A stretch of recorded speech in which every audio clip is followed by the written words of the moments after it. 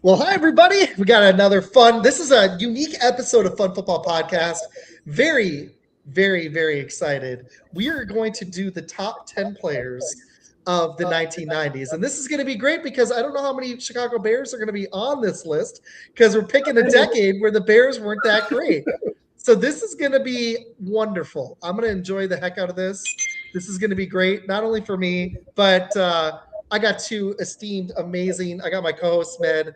Awesome guy. He's gonna have a blast. No Bears. Some Packers might make the list. None. Brett Favre doesn't. I want to see Brett Favre not make your list. We've also got Mike Essen. This is going to be a great show. But before we get going, please make sure to subscribe to Fun Football Podcast. And we're going to talk about Mike's show right now. Mike, can you just introduce yourself again to everybody? Hi, my name is Mike Essen. I'm a very strong sports historian and movie buff and someone who's been in media for over 20 years. And I'm excited about the show today. Thanks for having me on. It's a pleasure. Absolutely, man. Are you still on socials on Not currently, no. Okay, no worries. Cool. Well, you're we love having you on the show, man. We've had a lot of fun with a few of these. Mm-hmm. We've done Med, what position groups did we do? We did running backs, quarterback, receiver, and running back. We did those three, and now we're doing top 10 players. The hard thing about this, people, is it's top 10 players that primarily played in the 1990s. That is going to be the hardest thing about it. So, like we do with all of these, before we do our list, Mike, when you were making your list, what were some things that stood out to you? Were you doing more offense? What were you looking at when you made your list? It's a potpourri of all the positions, Med, but it's about how many Pro Bowls you made, okay, the impact you had on your team, a lot of clutch play, and how you built your legacy. It's a combination of all those. I had some players that might surprise you, and some of you may be surprised were left out. Some of the orders may surprise you too. Okay, I like it. Ned, what were your thoughts when you compiled this? This was a very fun decade. This is when I started watching football. This is probably, you remember. I'm a little more seasoned. You probably remember more from the 90s. Like, I remember my first memories were Troy Aikman and the Cowboys beating my Packers when I was 5, 6, 7. In that amazing prime. Well, I mean, I went a little bit different with it. I went with players that were truly dominant, but also players that I enjoyed watching.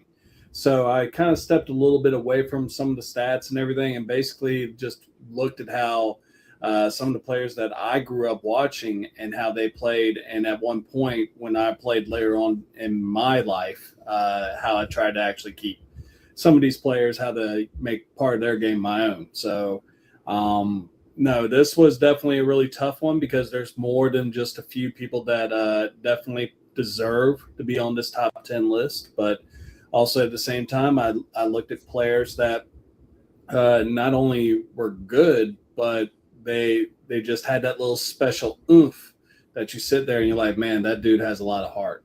So that's where I went. I like it. This is going to be fun, man, because this was tough. Like, I'm not a big Brett Favre guy now, but he did get 3 MVPs in the 90s. It was kind of hard. It was a little like, I loved watching him as a player, but now as a person, he's kind of despicable. So it's like, well, I mean, he had eye-popping numbers then, and he got eye-popping numbers now. So, I mean, depending on how you look at it. He's a numbers guy. He definitely cares about his numbers. So, did you throw any Bears on your Simpson in my top 10 running backs list? So I'm not short on players who are scumbags. Yeah, that's the hard thing. Did you end up with any Bears on your list? Me? No. Yeah. It was a tough decade for y'all. There was only like 2 players that I would actually even look at the 90s that, you know, it was nowhere near top 10, but one of my favorite players was actually in the 90s, and that was Curtis Conway. He was a really good receiver that we had for a while there. We only had like one playoff appearance in the whole 90s. So, but I remember him because I played fantasy football, and I think he was on my team in 98 or 99. Well, you definitely had a really good player because he was all we had. I remember that. I won my first fantasy Super Bowl in 98. You've heard this story, but I don't know if he was on that team or the year after, but I'm pretty sure I had Curtis Conway on one of my teams. I think we do it like normal guys. If you're up for it, we work our way up to the top. We could start at 1, but I think it's more fun. 10 is better. Yeah. Work our way up. So we're going to bring up our honorable mentions. This is going to be insanely difficult because there's so many.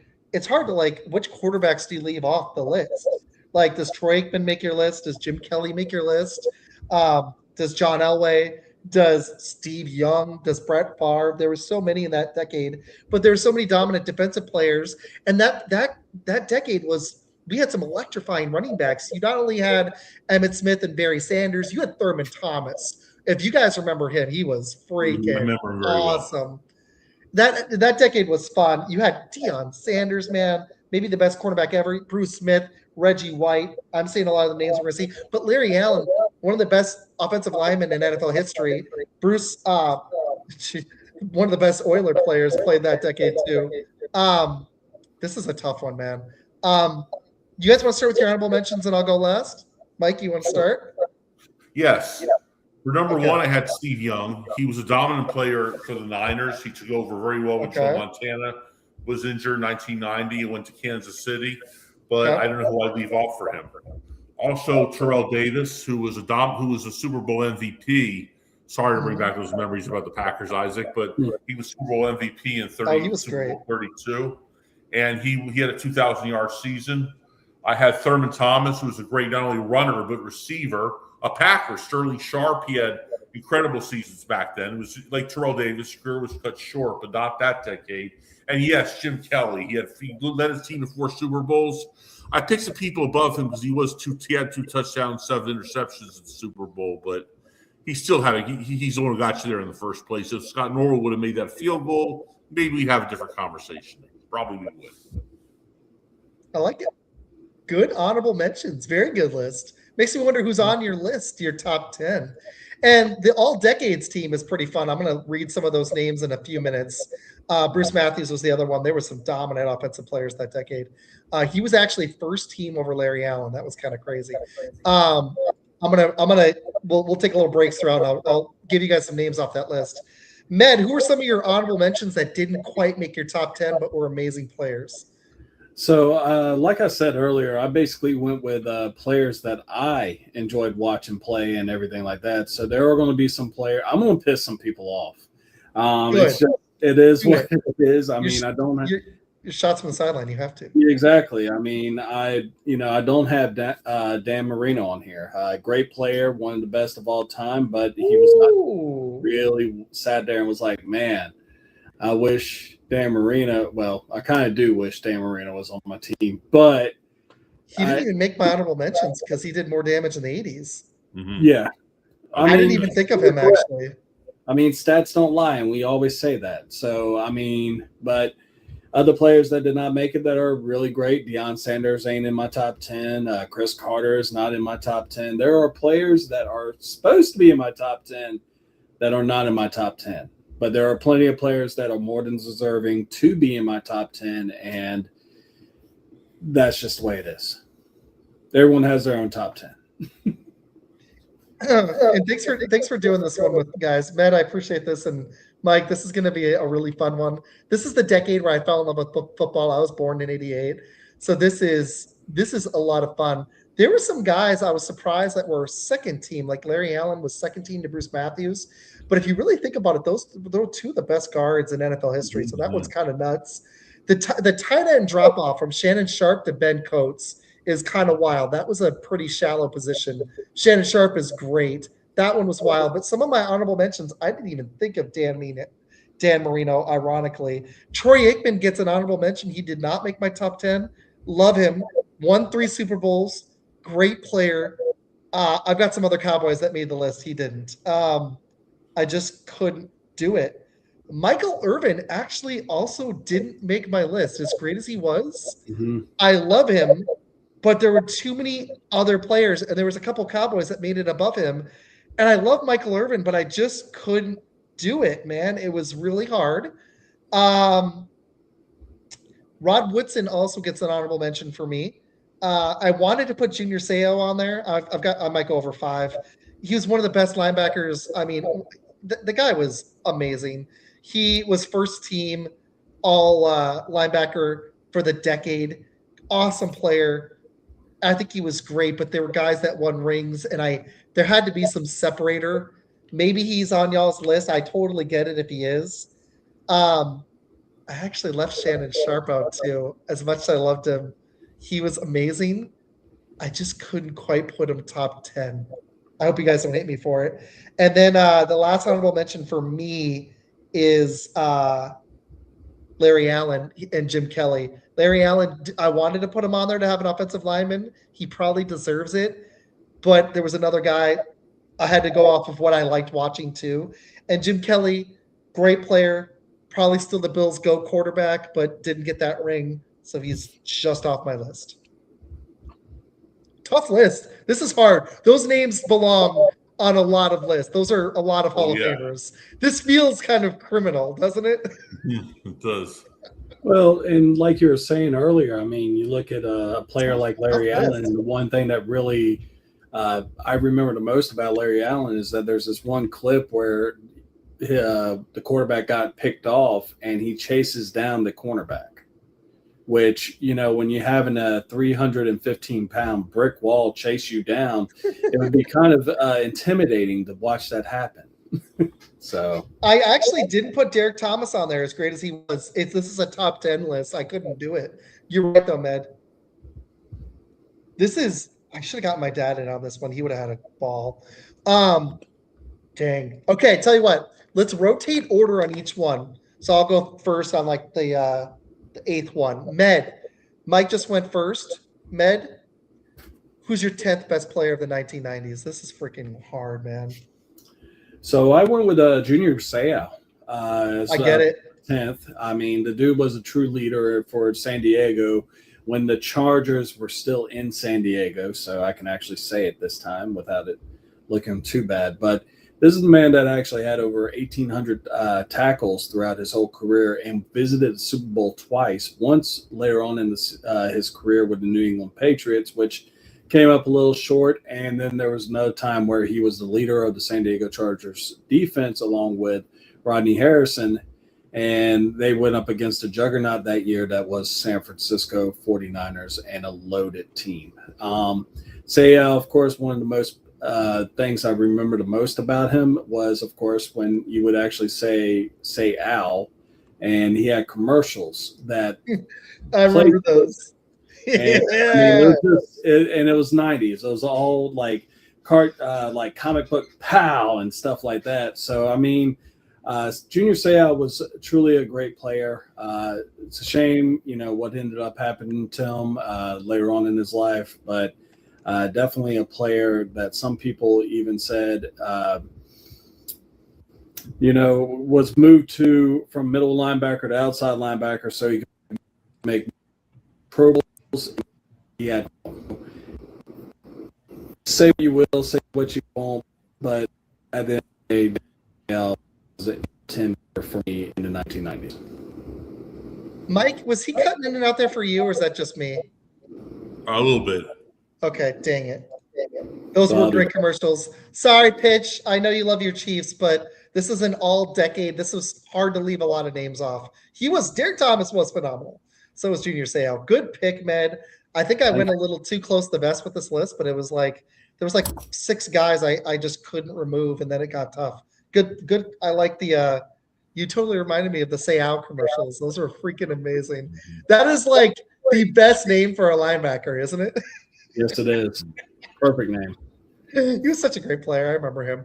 Mike, who was your number 10? And guys, honestly, we're not on a big time crunch here, so you know, however much you want to say about each player. But Mike, sure. who do you have John Elway as my number 10 player, and I will make my case. Okay. He was on the 1990s All-Decade team. Not only was he a 6-time Pro Bowler, but he was a 2-time Super Bowl winner, a Super Bowl 33 MVP. And the 1996 season, he had one bad game that happened to be against Jacksonville in the playoffs. This could have been if he would have three-peated, I'm sure he'd be a lot higher. I remember he is number 1 comeback leader of all time. A lot of those were in the 90s, including a lot of playoff games like the one against Houston in 1991. I put John Elway number 10, actually, and I love the way he exited. I love it. Nice. I actually went a rival receiver, not Randy Moss, because he came in the decade too late. But I made Chris Carter my number 10. He was first team all decade for the 90s. He was an 8-time Pro Bowler from 93 to 2000. I know the 2000 doesn't count. He was the receptions leader in 94, touchdowns leader, receiving touchdowns leader 95, 97, and 99, which is kind of wild because all three of those were when he was 30 or older, aged season 30 or older. So the guy aged like a fine wine. He didn't really start declining until he was 35. But he didn't really start hitting his stride until 93. He had one season where he almost had 1,000 yards of Minnesota in 91.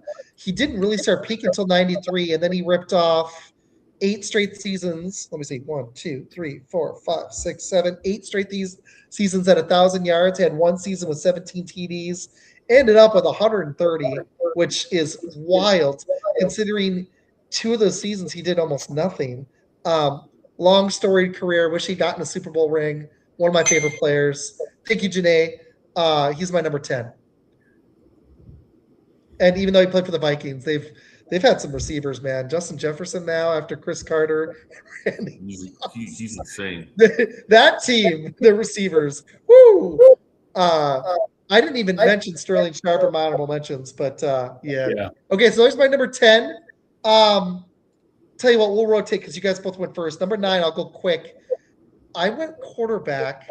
I didn't go Favre or Elway. I went Steve Young because, damn, he was good. Like, going against those 90s, if the Cowboys hadn't been there in the 90s, how many Super Bowls would this guy have won? That team was loaded. They retooled quickly.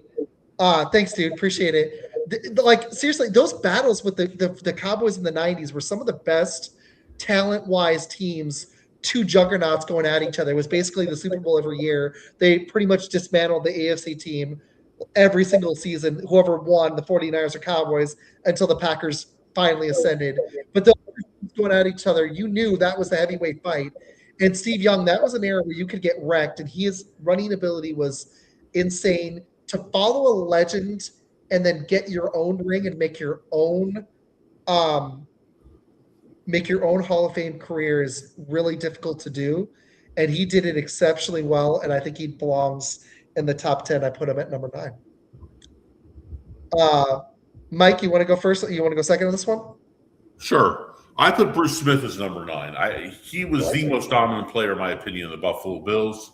He not only was he an 8-time Pro Bowler, 2-time forced fumbles leader, 2-time Defensive Player of the Year. This guy was one of the 3 best defensive ends of all time, Deacon Jones and Reggie White being the others. This man was nothing but amazing. I like it, man. He's on my list. He's just higher up. I completely get it. Completely get it. Good call, dude. This top 3, I'm making it right now. Thank you, Janae. I'll message you after the show. We gotta talk before I move. Ooh, this is a good question. Med, do you mind if we pivot before your turn really quick? Go ahead. Why do what's your take on that? Would you consider 80s Cunningham or 90s first peak? That's a good question. Ooh.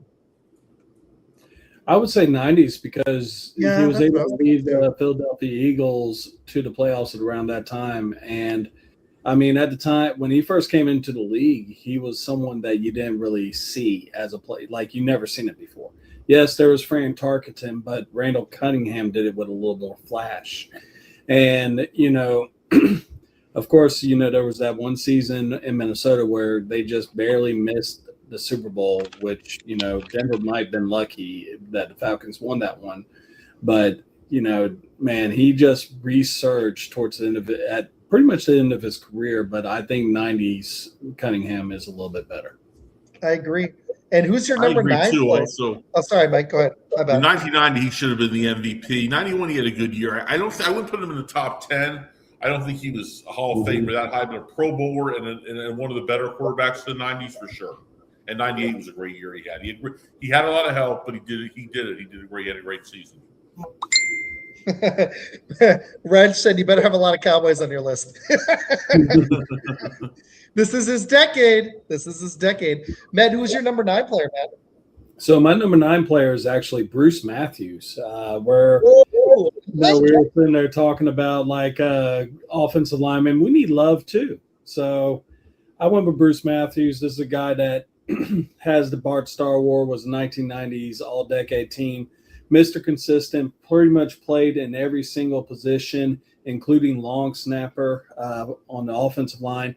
His number's been retired. He was a great player, comes from a very strong pedigree. In fact, Clay Matthews is related to him. I can't remember if it was his dad or his uncle, but I know he was related to him. Hold on, I got you. So, but whenever the consistency that he had, I mean, he was a perennial all-pro at any position that he played, and was an anchor for uncle. He's his uncle. I was going to say I knew that. Oh, Clay Matthews was also his brother played for the Browns. Mm-hmm. But this is a guy that was Mr. Consistent, and even up to the end of his career, he helped lift up a surprising Tennessee Titans team to a Super Bowl against the Rams. Unfortunately, they didn't get it done, but he was definitely one of the best players of his time, and also a stand-up gentleman at the same time. Like I said, he had the Bart Starr Award, which is given to people with the best leadership capabilities of a player. So number 9 for me is Bruce Matthews. Love to the offensive lineman. Love, man. I almost did it. It was so hard. I had so many, I didn't even hit Thurman Thomas, really. There's so many good players that didn't make this list. This is such, I could do a list of position groups from the 90s. It's such a good decade for a lot of positions. Good call, man. Okay, we are up to number 8. I went first there. Mike, why don't you take number 8? Who do you see your number Derek 8? Thomas. Your friend's going to love that. Oh, there you go. There he is. Pitch. You get some Derek love. Thomas is number 8. Somebody had a chief. 8-time Pro Bowler, 116 and a half sacks. No one, to me, I'm as big a Lawrence Taylor fan as I get. I don't think there'll be another one like him. He and Jack Hammer are the closest things for outside linebackers, maybe Ted Hendricks you'll ever get. Like LT, 80s belong to LT, 90s belong to DT. And Kansas City had some excellent teams. I mean, Joe Montana, who's not on my list because he was an 80s guy, played for them. But Derek Thomas was the best player on that team. He had 7 sacks in one game that'll never be broken, though he missed the one that really counted, but he still had 7. He is my number 8 pick. Great pick. I like it. Very good. He did not make mine, but I like it. And guys, if you want to drop yours in the comments, I will hit it. So if you want to drop yours or any players you loved watching in the 90s, that was when I fell in love with football. I remember, Mike, you'll like this. I remember, before we keep going, I remember a Super Bowl trophy my dad made out of ice when the Packers finally won that Super Bowl, because it had been almost 30 years, basically 30. They went from Super Bowl 10 to 31 until they won. So it had been a long time. That was the bad stretch of the Packers. 70s and 80s mostly sucked. So he made an ice Lombardi trophy, and then we threw a party for the second one because we thought we were going to beat the Broncos, but that one didn't happen, sadly. Med brings a smile to his face every time I bring that story up, the end of that story. Med, who's your number 8 player, man? I actually got another fellow player from the North. We're talking about some John Randall, Mr. Nonstop Motor, a little bit undersized for a defensive tackle. Was always the heart and soul for the Minnesota defense around in that time. Just an absolute monster. I believe he's in the top 10 with sacks all time in the NFL. You sit there and you just kind of watch some of the videos, and his mouth was just yammering the whole time. Like he was talking trash throughout the whole game. He would have the war paint on, looking like a terror and everything. And he was a true terror for anyone that was going to be blocking him. He was so small that it was hard for offensive linemen to actually get a hold of him whenever they were blocking. And yes, be honest with you, offensive linemen hold on every single play. But what are you talking about? They don't grab jersey. No, not at all. Yeah, no. That's why they just keep their hands up in the shoulders. But Randall was just he was a different kind of beast. He had that dog in him, and he was going to be relentless in every game that he played. And I don't think he had a season unless where he didn't have at least 10 sacks a season. So he could be wrong on that, but I'm not looking at my statistics and everything. I'm just you pretty much nailed it, man. From 91, he had at least 8 sacks every. Well, actually, no, he had at least 9.5 every year through the 90s. From 91 to 99, every year, 9.5. Yep, no, you nailed it. And he did most of his damage in the 90s. He was pretty solid with Seattle too. Actually, he had a couple of decent seasons, but yep, you got it, man. He was the decade just had. You had 2 of the best pass rushers in NFL history, so he gets a little forgotten, which is unfortunate. I like that call. Good one. I went quarterback again at 8. This was really tough. I went John Elway because I don't feel like he was. The weird thing is, when you take his career, I'd have him above Brett Favre. When you just look at the 90s, I know he won 2 rings. Favre, I think, did more damage in the 90s as a player, and it was really close. But I was unbiasedly, I was trying to look at it. I know Elway won the Super Bowl head-to-head, but he had Terrell Davis. And if you look at that game, other than the scramble, he barely threw over 100 yards in that game. It was the Atlanta Super Bowl where he just went on fire on his last game ever. That is like one of the best ways to walk into retirement. I don't think that might be statistically the best game somebody's ever had in a Super Bowl, then retired, especially as a quarterback. But other than that Super Bowl, he had some good playoff teams in the early 90s, but there was a little bit of a lull. And statistically, Favre was it was way, like you could compare stats. It was Favre did a lot more touchdowns, interceptions as well, yards. Mm-hmm. So I had Elway at 8, but to get 2 rings your last 2 years as a professional, that's pretty special. And he did beat my Packers, so he definitely deserves a spot on the 90s list. And he ended his career fabulously, so he's my number 8. Med, you want to start number 7? All right. Well, so you went with John Elway. I'm going to go with the captain that was on the other side of the ball for the Denver Broncos team. We're talking about Steve Atwater. Good list. Good pick. For the Denver Broncos. And this was a dude that, even though sometimes was considered undersized, he was not ever afraid to actually go up and lay a hit. One of his most famous moments was the time where he put Christian, the Nigerian Nightmare, Okoye. Thank you, Okoye. Onto his keister when he went up in the middle, and this was a guy that outweighed him by about 50 pounds. And just a great player, great coverage, really willing to just lay you out. One of my favorite players growing up. My dad always loved him too, even though he was a Steelers fan. But this was definitely one of the players I enjoyed watching as a kid. I'm going to go with Steve Atwater at number 7.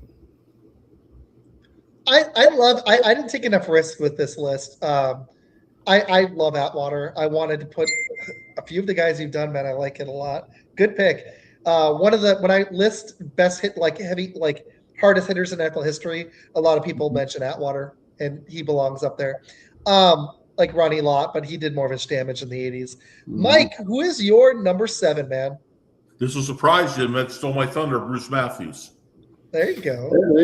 Larry Allen had a better, I would say, an even career, but he didn't play as long in the 90s as Matthews did. This guy was a 9-time Pro Bowler. He played, like Ned said, every position in the book. He was a key blocker for the run and shoot. He gets a lot of credit, in my opinion, for why that offense went to the playoffs so often. And really had such success with 4 running backs, the 4 receivers. And then later, in 99, Kevin Dyson was 1 yard away, if you remember, from tying that game. If they would have won that game, I think he'd be much more heralded. He was a 9-time Pro Bowl. I'm surprised he wasn't 10. But he dominated almost everybody who came his way. He was amazing. Lyman don't get enough attention. Larry Allen was a lower scale. Honorable mention, Bruce Matthews is number 7. I agree. Good stuff. All right, my number 7 is, I tried to be unbiased, but he had to go on there. I did Brett Favre. He did get 3. I mean, like he was second team to Elway, and I get it because he only won 1 ring, but he completely turned the Packers around with Holmgren. They had dominant. They got Reggie White. They had some other dominant players like Leroy Butler. He was awesome. Invented the Lambeau Leap, but he had 11 Pro Bowls. He had several through the 90s. 4. He threw a ton of interceptions, but he had 3 MVPs in the 90s. I couldn't leave him off the list. I was trying to be unbiased about it, but he had 3 straight seasons with 35 TDs or more. He had a lot of picks, but with the rushing TDs, he was basically averaging almost 40 a season in the mid 90s. That's kind of wild. Had a little stretch at the beginning of the 2000s, the end of the 90s. That wasn't as special, like 99. The team went 8-8. They kind of faded for a little bit, and then they had a resurgence in the 2000s with him, and then he ended his career pretty well with Minnesota. But guy was just like, I think, a little ahead of his time. Even though he would throw, I would be worried he'd throw it to the other team. The arm strength he had, I think he could still play in today's NFL. Not my favorite person. One of my least favorite players. It sucks that he plays for my team. He played for my team because despicable human. But just achievements on the field, he deserves a spot on this list. So I got him at number 7. Matt, any thoughts? Oh, the plenty. I mean, you know, I'm Drop looking at what Janae. Do it. Of course, Janae's going to agree. I mean, how many Packer fans can there be? No,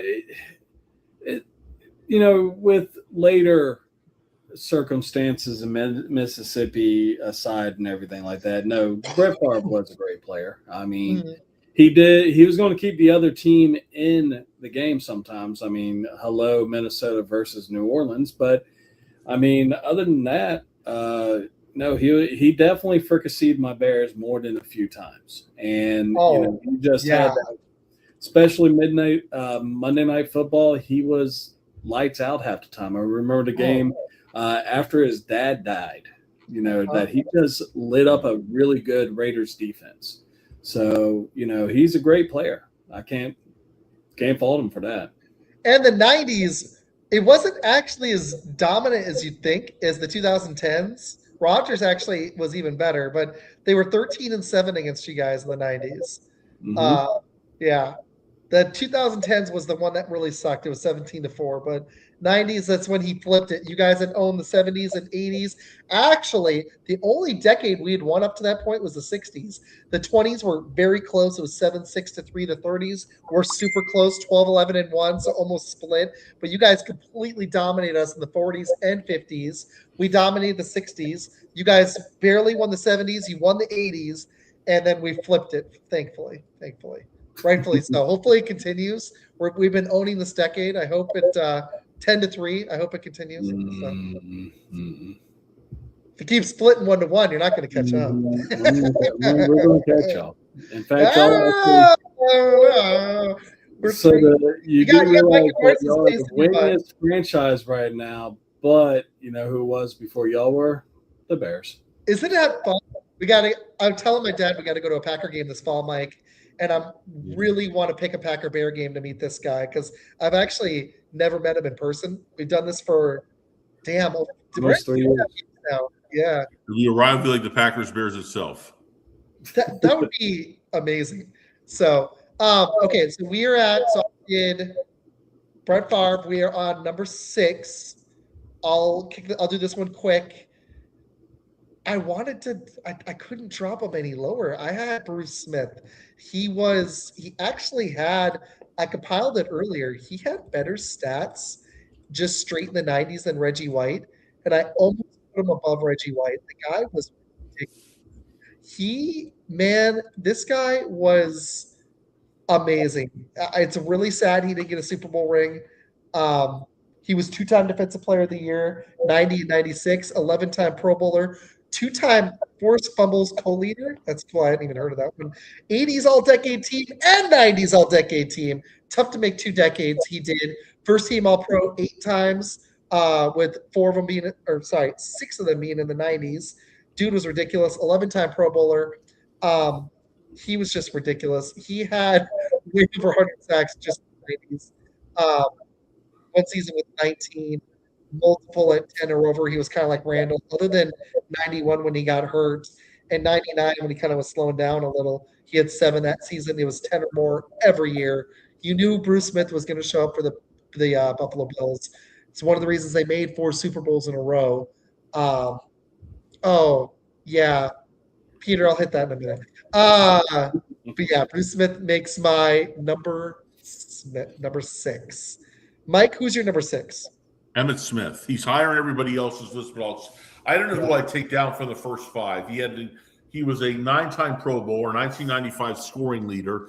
As I said on previous show, he did benefit a lot from the offensive line. I don't take away everything from that. Maybe a little, because I think that a lot of people would have benefited more from the line as well. But he had 18,000 yards in his career, and he was the anchor of a lot of those championships. I have him that low because I don't know which of the 5 I have higher I will put down for him, but Emmitt Smith's my pick. And I agree with that 100% because, I mean, whenever you do look at some of these players, yes, he was a very dominant player. I'm not going to – all-time rushing king. But you look at that offensive line, and, you know, some people have argued with me like, you know, well, Detroit's was just – no, it wasn't. No. This was an all-time great offensive line for multiple seasons. This wasn't just like 1, 2, 3 years and done. This was like 5, 6 years in a row where they were just laying people out. And there were so many times where you saw Emmitt Smith run up the middle of the field and not get touched for 7 to 8 yards. So I agree with Mike on that 100%. I understand why Emmitt Smith is down to 6. Oh, I get it. He's on my list, but I almost dropped him lower because of the offensive line. But you know, I get it. I almost did it. It felt weird having him ahead of a couple of the players that I'm about to list, but I get it. Thank you to everybody watching too. We're up to almost 60 people right now. Appreciate you guys. In the middle of May, you guys rock. Okay. All right. And Med, you got to remind me, we got to do a Nerd Kitty a shout out at the end. Okay. Yeah. Number 5. This was actually really difficult, these 2 players. I couldn't decide which order.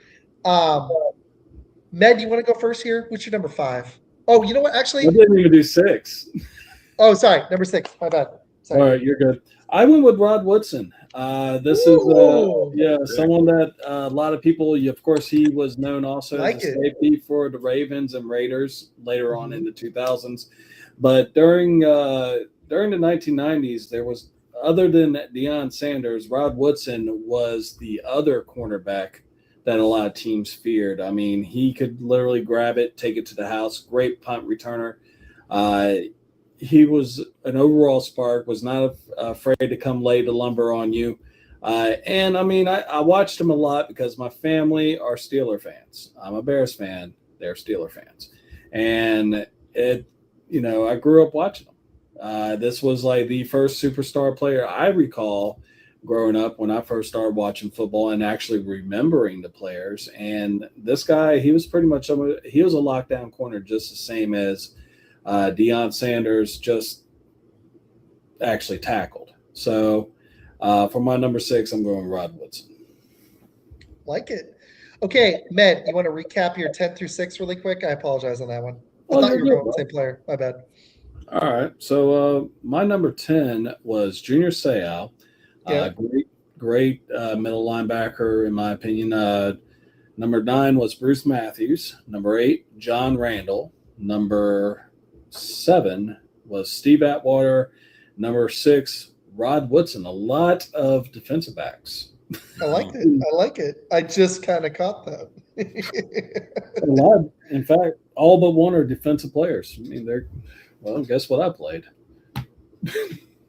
I wanted to include more. This felt kind of easy. Like I went too safe, but it's a hard this is a loaded decade. We could do another list, like just chuck these players out and do another 10, and it would be 10 other great players. We could probably do 2 more of these, honestly.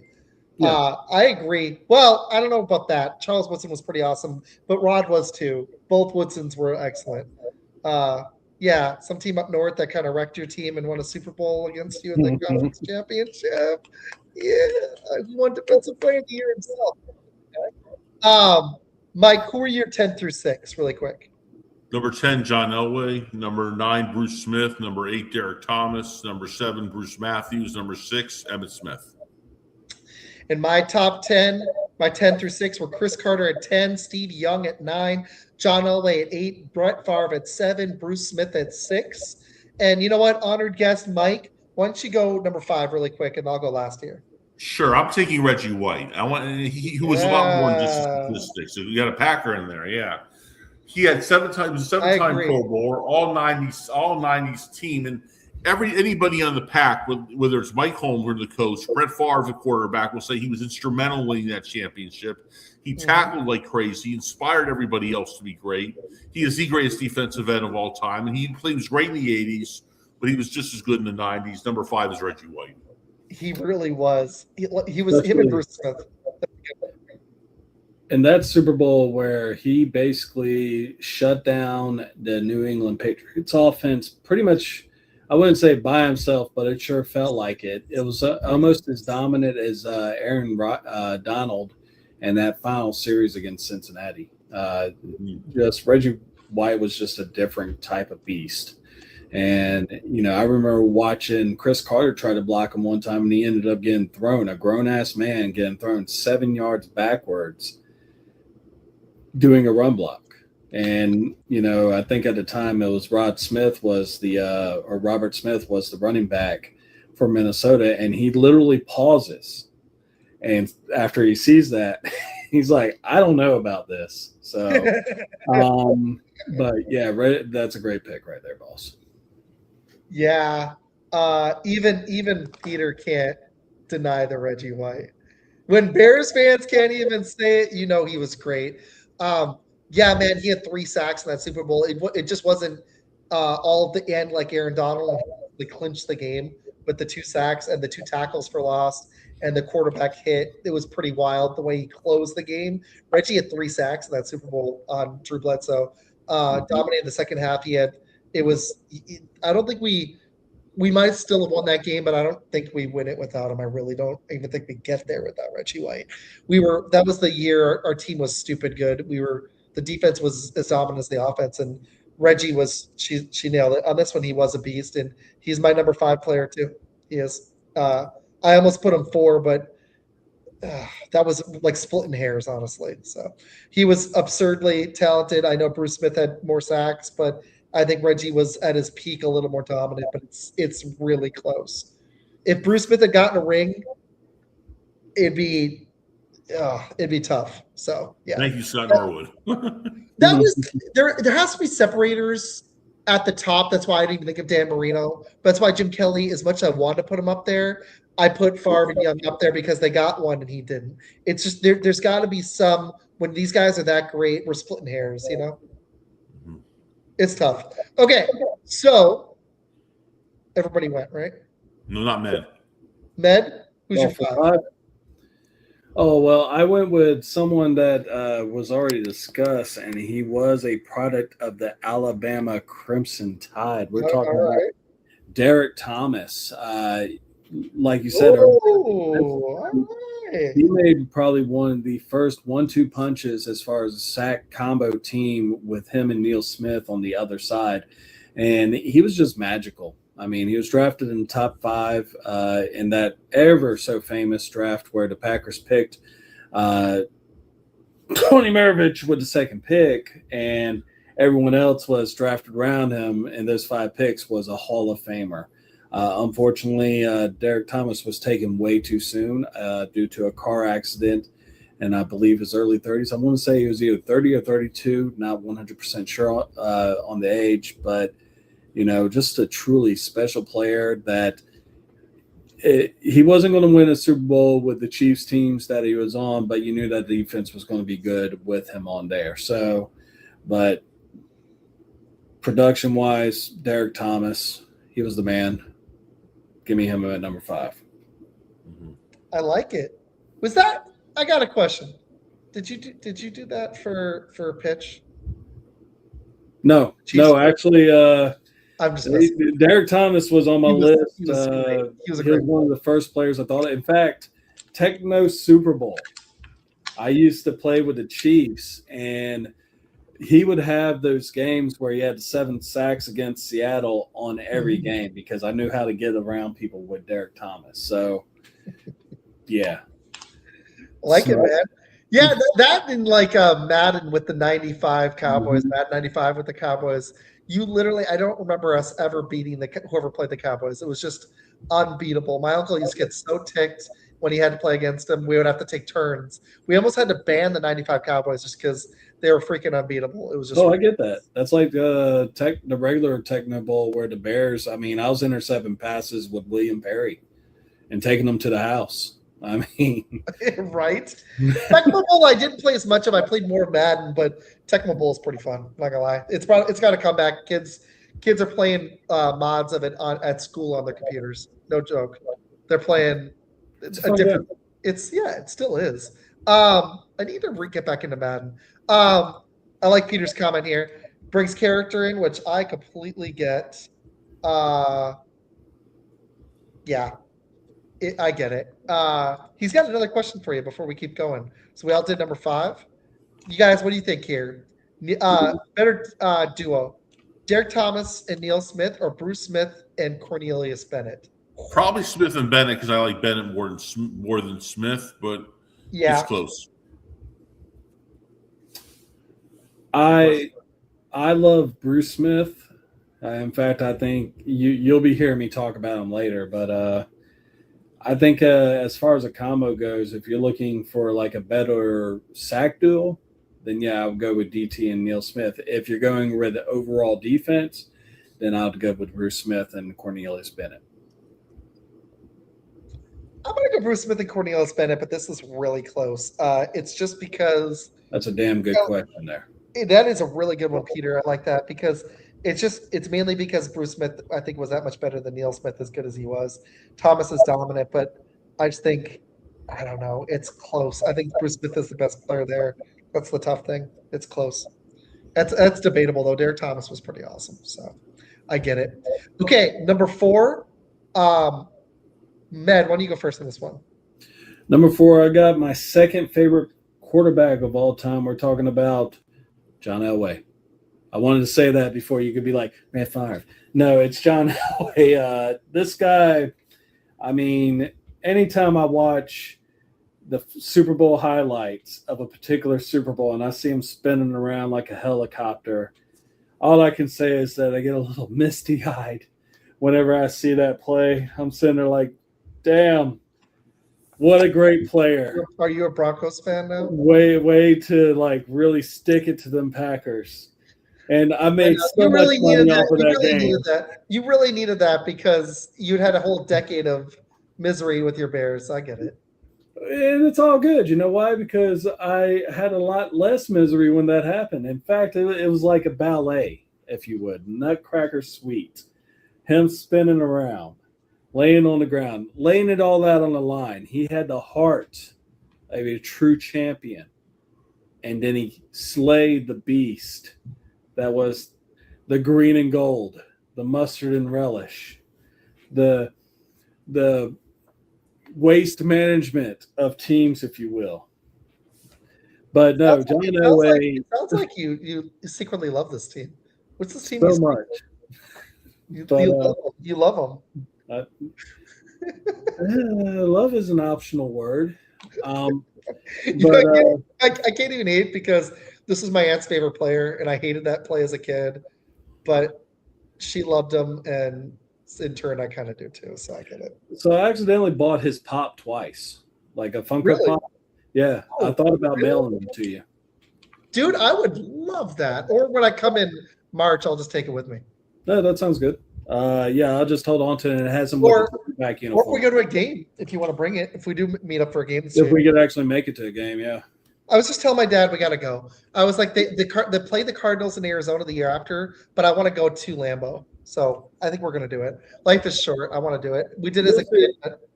Well, if we go to Lambeau, then we got to go to Soldier Field too before it actually goes into the Gary Bears. But anyway, I think we do one this year, one next year. I agree. Sorry that we just kind of derailed there for a minute. John Elway, whenever the whole hoopla was going on about him not wanting to go to the Baltimore Colts, he proved why they wanted him so bad, even though he said, don't draft me. But truly a dual threat quarterback ahead of his time, really changed the game for a lot of players and everything like that. And he drug some I wouldn't say subpar Denver teams, but he carried 3 Denver teams that should have probably not been in the Super Bowl to the Super Bowl before he finally had a running game that actually helped him out with Terrell Davis in those last 2 Super Bowls he played, which he won both. So give me John Elway at number 4. Love it. I'll go last in this one. I've been going a lot. Mike, who you got it for? Brett Favre. I will make my case. Mike, you're my favorite. You're my favorite person in this show right now. All right. I mean, even though he had 5 Pro Bowls, he had all the yards, the touchdowns, the completions, the comebacks, the 3 MVPs, the Super Bowl win. I mean, Desmond Howard was the MVP, but he had a heck of a game. This was Favre's decade, and I think he was the quarterback. Elway was a better quarterback overall, but he played the 80s as well, like Ned said. I think Favre's as high as number 4. So you have 2 Packers back-to-back here, White and Favre. I like it. I didn't go that high with Favre. Actually, I got Deion Sanders here. I couldn't. The best cover corner I've ever seen. I know he didn't tackle, but the best cover corner that could just tilt the field so heavily. And just the fact that he could match up with even Jerry Rice and the receivers in that era, I just couldn't leave him out of my top 5. And I had him at 4. I almost put him above the next guy. They don't win that 3rd Super Bowl without Deion. I don't think. And the fact that he went back-to-back was like a mercenary, went to the 49ers, won a ring, went to the rival Cowboys, won a ring. Pretty unprecedented to do in NFL history as one of the best players in the deal he got with the Cowboys. Awesome player. Wish he could tackle a little better, but he sure was a threat to take it back to the house anytime. Like I said, best cover corner I've seen. Darrelle Revis was great. Woodson was great. There have been some awesome corners. Champ Bailey was awesome. Richard Sherman, but I think Deion personally is the best corner I've ever seen in NFL history. Just pure coverage. And he's my number 4. I had to go unbiased. So, yeah. All right. Top 3. You guys ready? I'll go quick. I'll go. Oh, wait. Everybody went 4, right? Med, you went. Right? Med took Elway. That's right. Yeah, Med went. I didn't mess up this time. Yeah. Okay, I'll go fast. 3. Yeah, I'm sorry. I've got a friend watching Arizona, and I'm like, he's telling me his list, and I'm sorry. Tommy needs to tell you that list right here in the chat. I agree. Come on, bro. Drop it in the chat. Hold on. Yeah. Listen in the chat. I mean, our buddy Peter hit the list right there. Look at that. List. All right, let's read his list. He's got Barry 1. I love it. Deion 2. Rice 3. That's controversial. Steve Young 4. Back-to-back. Marshall Faulk made his list from the 90s. That's interesting. I didn't even think of him, even though he was pretty good. I thought of him for the 2000s. 2000s in my eyes. Even though he faded, but that little stretch run at the beginning of the 2000s was absurd. Steve Atwater, Shannon Sharp, Bruce Smith, Brian Dawkins, and Cunningham makes it over Favre. Definitely. Was Brian Dawkins in the 90s? Huh? Yeah, he was. I'll be damn. I didn't even. Was he? I thought he was in the 2000s. I didn't even know he played in the 90s. Did he even? He did. 96, though. That's why I didn't think of him. I thought of him more as 2000s. Yeah. Fair, though. I like it. Good list. Except for the far bias, but, I get it. Whatever. So, okay. All right. Number 3. This was difficult to put him up this high. Yeah, I know that one's fun. I still want to see Max Melton. Elijah Jones that's like Mike will tell you about that one later. Okay, number 3, I've got Emmitt Smith. I know the offensive line, Michael Irvin, and that defense buoyed him, but to do what he did still that year, he was holding out. They lost 2 games. You could see his value. I don't think they win 1 Super Bowl without him. The NFL all-time rushing leader did most of his damage in the 90s, won 3 rings. I hate the Cowboys, but unbiasedly, he deserved a spot very high on the list. I got him at 3. He could be higher, could have been lower, but I felt like he deserved to be in the top 5 somewhere. Emmitt Smith is my number 3. Med, you want to go second on this one? Yeah, sure.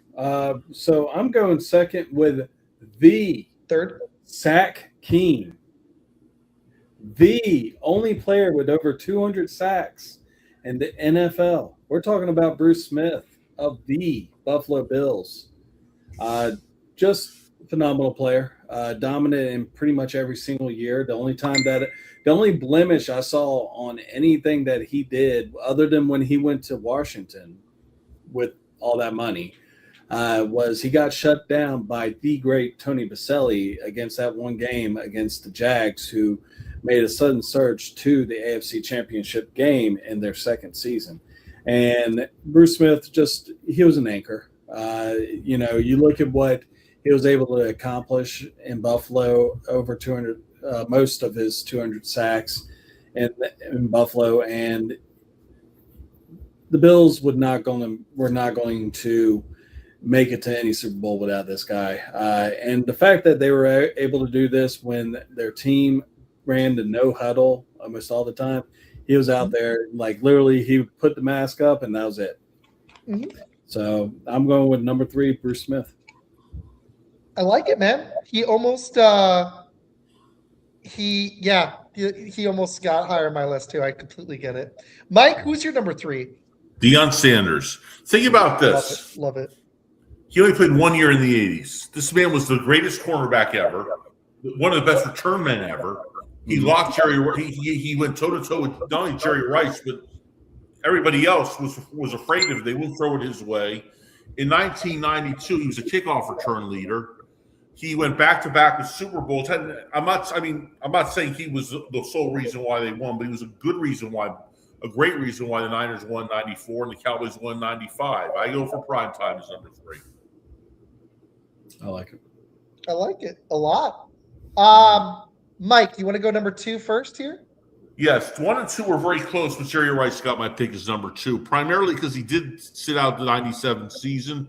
But get this. He had 4 times he had 100 catches or more. He had incredible. Of course, he's by far the best receiver ever. 12,078 yards in that decade, 8-time Pro Bowl. He was so the guy was also a great blocking receiver, a great playoff player. Just so clutch. He played so great with Steve Young, and he played great with who was after him, Steve Bono or Jeff Garcia. I think both of them. Mm-hmm. He's one of the 5 greatest players of all time and the second greatest player of the 90s. I like it. Med, who you got number 2? Also, Jerry Rice. This is just, you pretty much nailed all the points. The only time when he got hurt playing against Tampa Bay, when Warren Sapp got him and tore his ACL, a lot of people felt like he was done after that. Then he went back. He basically redefined himself as the one of 2 players to have some of the most brutal workouts, which the other player was Walter Payton and Jerry Rice both ran up hills. And he came back. He stole the show. I think he had over 1,500 yards receiving the following year after tearing his ACL. And he was just phenomenal. He had a couple slow years towards the end with the 49ers, but then rejuvenated his career with the Raiders and Tim Brown. Just one of the best players of all time. In my opinion, he is the GOAT of the NFL. And, 23,000, he's got one of 2 records that or 3 records that I don't think 4 records. I'm just going up because I'm thinking of Tom Brady, but no one's ever going to touch his records in touchdowns or receiving yards. I originally had Jerry Rice at number 1, but when I'm looking at their stats purely from the 90s, Rice had that season where, like you said, he played 1 game. And then in 99, he kind of faded and only had 830 yards. Owens was kind of taken over. And he had that resurgence with the Raiders amazingly at age 39 and 40, which is just wild. Mm-hmm. And to be putting up those stats at 37 is still impressive. And his stretch run in the early 90s was pretty freaking ridiculous. And he still got another Super Bowl ring but I'm going to go Jerry Rice at 2. I'm flipping my list because the guy who I think we all have at 1, Oh, I no. think, I already figured that one. yeah, the guy who we all have at 1, I wanted to differ from you guys. And Rice, when you include his entire career, it's a weird one where he started mid-'80s and he deserves to be on that list too, and he won 2 Super Bowls. But when you look just purely at '90s, 1,848 yards, receiving 95 isn't it's just wild. But he did tail off a little bit at the end of the '90s, so I think I've got him at 2 as well. Won a Super Bowl, best receiver I've ever seen, one of the best players in NFL history, might be the best pure player. It's you're splitting hairs when you're talking Lawrence Taylor, Reggie White, Tom Brady, Joe Montana. Those guys at the top, they're all goats in their own right. I consider Barry Sanders, Emmett Smith. Well, not sorry, Barry Sanders, Jim Brown, and Walter Payton all to be the GOAT running back because they were great at different things. To be honest, you could make your own list, but I consider them all GOATs because they were. I don't think you have the same NFL without those 3 players. But receiver, Jerry Rice stands alone. He is definitely the best, but he's my number 2 as well. Does everybody have Barry Sanders number 1? Yes, I do. Yeah. I figured. You guys, you know what? Mike, you hit it first. Med, whatever, and whatever y'all don't touch, I'll go last. Sure. Mike, what's your thoughts on Barry? Incredible. One of the greatest, 10 greatest, if not 5 greatest players of all time, the greatest player of the 90s. He had 9 Pro Bowls. He had 13,799 yards. Only one of his seasons was in the 80s. A 5.0 average. He had a 6.1 average in 97. As much as I love Brett Favre, he should have been the sole MVP that year. And he had a terrible line. He was also, whereas Jim Brown carried players in his back, Barry Sanders was untouchable. I mean, he was the human highlight reel. And if he had a line, forget Dallas even, if he had a line like Denver, if he had a line like Green Bay, if he had a line like Chicago, he'd be the stratosphere. He would be the GOAT. But I can't give someone credit for something he didn't do. He's the single best player, never wore a ring. He's my number 1 pick. Best player of the 90s, Barry Sanders. Just even if he had decent quarterback play, can you imagine they might have actually won a Super Bowl with how great he was? Like the quarterback play was like compared to the other quarterbacks in that era, he wasn't the worst, but it was way below some of the top guys in the 90s. If they'd had even a good to Pro Bowl level QB, even if you didn't have the line, can you imagine the pressure that would have taken off Barry? Oh my God. Yeah, Scott Mitchell certainly none of the players we mentioned. And you had Herman Moore. You had Tim Brown. Herman Moore didn't even get mentioned. We didn't even mention Herman Moore till right now because of how many great players there was. He's right. Tim Brown, nobody mentioned him. He's awesome. But the decade was just stacked. I sort of mentioned him when talking about Jerry Rice. Oh, that's true. You did. That's right. Ned, what are your thoughts on Barry? I mean, as a Bears fan, I used to watch this dude torch our team every single time, and he made highlight reel after highlight reel after highlight reel against the Bears, against really any team he played. But if you look at some of his more memorable runs, it seems to be against the Bears.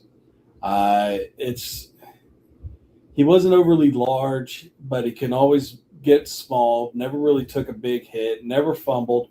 He never spiked the ball whenever he went into the end zone. His dad told him, hey, have class, act like you've been there before. And he followed up on that. Phenomenal player. And unfortunately, like Mike said earlier, the offensive line was terrible. He made a terrible offensive line look good. And unfortunately, the losing eventually got to him. And that's a lot of people feel, if you watch the documentary he released, he even, points out it wasn't him being told he can't go to San Francisco. He just lost to love. And, one of the things I always told, I told my nephew, I said, if you do not love something anymore, then it's time to go. And, if he would have stayed in the NFL, Emmitt Smith would not even sniffed the rushing record. He was just that great. He's one of 2 players with over 100 yards, the other per game, the other one being Jim Brown. I mean, he never had less than 1,500 yards a game. He averaged that for his 10-year career. And it was watching water flow through a river whenever you saw him play. He would always go to the hole least traveled, like less resistant. He had great vision and just a great player. Oh, yeah. And carried that team. When he started, they were 7-9, 6-10. Then they were 12-4, get to the conference championship, play a loaded Redskins team, get demolished 41-10. The next year they suck. Then he gets into the playoffs 3 straight years, lose to the Packers, 2 of them that get destroyed by Philly. Just didn't have the team. That year he won the MVP, they were only 9-7. They lost the wild card in the playoffs. He just got tired of losing the team. They just did not know how to build a team around him. But like you said, he had over 1,500 yards, 1, 2, 3, 4, 5 times. And 2 of those other ones were 1,470 and 1,491. His worst season, he missed 5 games and still had 1,100 yards. Just ridiculous, man. Averaging 5.0 with that line, and I know he had a couple decent linemen, but damn, he was a good player. He was a great, not even good. That's an understatement. He was a great player. He was freaking phenomenal and best running back I've seen. Just pure talent. You go in production, triple threat. Walter Payton deserves to be up there, and he was special. And Barry's running backwards in his goal line problems maybe make Walter the most complete, or Jim Brown, but he's the most electrifying player I've ever seen. I hated when we played him, but it was like Barry is the one player like Jerry Rice and maybe Lawrence Taylor or Reggie White's power move, or Tom Brady when he was controlling the game and coming back, where it was just like poetry in motion. It was like watching Michael Jordan. You're just watching something you knew you're never going to quite see again. And that's Barry. Walter deserves to be on there too. There's just a few players in NFL history that got to that level of pure artistry. And you don't even have to just watch the highlight reel. But when you're watching his highlight reels now in 2026, you probably think it's AI and it's real. He was that good. This was awesome. You guys want to recap your list before we boogie in a few? Sure. Number 10, John Elway. Number 9, Bruce Smith. Number 8, Derek Thomas. Number 7, Bruce Matthews. Number 6, Emmitt Smith. Number 5, Reggie White. Number 4, Brett Favre. Number 3, Deion Sanders. Number 2, Jerry Rice. Number 1, Barry Sanders. Good list, man. Med, what's yours? Number 10, Junior Seau. Number 9, Bruce Matthews. Number 8, John Randall. Number 7, Steve Atwater. Number 6, Rod Woodson. Give me Derek Thomas at number 5. Number 4 is John Elway. Number 3 is Bruce Matthews. Sorry, my neck has just been bothering me. Number 2, Jerry Rice. Number 1, Barry Sanders. Sorry, man. Neck pain's the worst. You're like, getting old is fun. I wake up sometimes, it's just like. I pulled a muscle stretching one time when I was 41. The day I turned 41, I went to stretch and I pulled a muscle on my back. I hope that doesn't happen to me in a few years, but sometimes I have to be careful with this shoulder when I'm lifting. All right, my top 10, Chris Carter. I had to throw a Viking up there. Steve Young, John Elway, number 8. Brett Favre, number 7. Bruce Smith, number 6. Reggie White, number 5. Deion, number 4. Emmitt Smith, number 3. So 2 Cowboys made it. Michael Irvin and Troy Aikman get honorable mention. Emmitt Smith, 3. Jerry Rice, 2. Barry Sanders, 1. Similar to you guys at the top. This was a blast, guys. Med, I want to be good to your time and let you get some sleep. But Med, you want to shout out Nerdcadia and your sponsors really quick? Yeah. So I do other things outside of sports with Fun Football Podcast. I have a little thing called Nerdcadia. We're starting to get a little more traction now. I have a sponsor through Dubby, which if you use my promo code of NC1, you can actually get a 10% discount on any kind of powdered drink. It's an energy drink that You look at how much money you spend if you drink them at a Kangaroo or something like that. You're spending about $4. Well, you can get this, fill it up at your house, and it costs you a little more than $1 per glass. But we got another show coming up before too long. I'm actually in talks with a comic book store owner about possibly interviewing him, and hopefully we'll be able to actually go there and interview them in his store. So that's where Nercadia is right now. And this weekend, I'm going to go see my great niece. So I will be out of town for the weekend. We might have one more show before I move, a schedule release. We'll see where we're at next week. I am moving. I'll just announce it. I'm moving to Arizona in less than a couple of weeks. So going back with family. So this may be the last show in Texas. I'm hoping we can squeeze one more in with the schedule release. We will see where we're at. Maybe Monday or Tuesday, but we'll see. If not, this will be the last show from Texas, but not the last show of Fun Football Podcast. I'm going to take a little break, but I'll be back in, if we don't have a show next week, you'll see shorts all the time, but I'll be back in July. Got a dynasty draft, and we'll be back full go next season. We'll be back probably Wednesday nights, but yeah, we'll be back, and I'm very excited. We're going to have a fun fall. We're going to do our Packer Bear banter, but we'll have some awesome guests. I think Med's going to be full-time, and we're going to have a great time. I'm excited. I love that he's joining the show. And Mike, this was a blast, man. I love doing these with you. If we could squeeze one more in August before the season starts, we probably need to do edge rushers, but these decade ones are fun. I think we should do another one of these next year. Maybe 80s or 2000s would be fun. Do either one. I think we could just knock them out. Do a couple next year. That'd be cool. But Mike, thank you for hopping on, man. We appreciate it. Everybody, thank you for watching. You've made the show a blast. I appreciate you guys. You got Mike and Med. You guys brought your homework, and those lists were awesome. Appreciate you guys. I just brought a list. I didn't write anything down. I typed it up as we went because you know what was happening. I was doing family stuff before. So, but everybody for watching, I appreciate you guys. Peter, you rock. I know you're not here anymore. Janae, you're the best. Pitch, you left before they mentioned the Chief guys. So Derek Thomas got some love. You missed it. Just kidding. I'm messing with you. Catch up with Cody. Thank you. Everybody else watching in the comments that didn't leave comments but texting. Appreciate you guys. We will see you again soon before or after this hiatus. Thank you to everybody.